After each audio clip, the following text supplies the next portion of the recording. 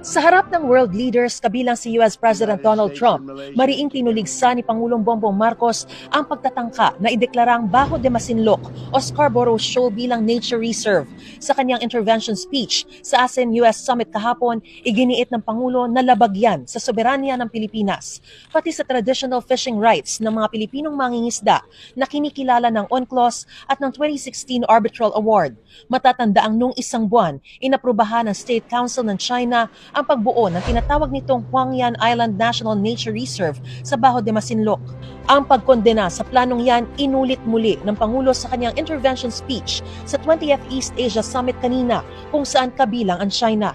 Muli niyang idiniin ang matinding pagprotesta ng Pilipinas sa pinaplanong National Nature Reserve ng kapitbahay nito sa Hilaga.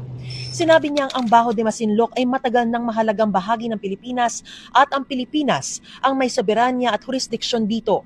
Ang Pilipinas din ang merong eksklusibong otoridad para magtatag ng environmental protection areas sa teritoryo nito at karagatang saklaw nito.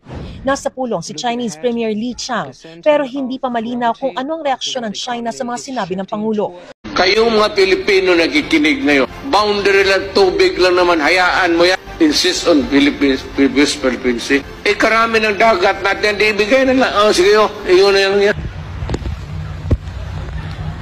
Papangga!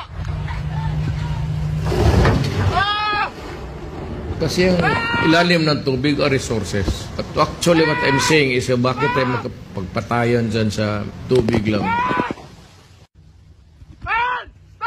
I talked to my friend, Mr. Xi Jinping, the leader of China.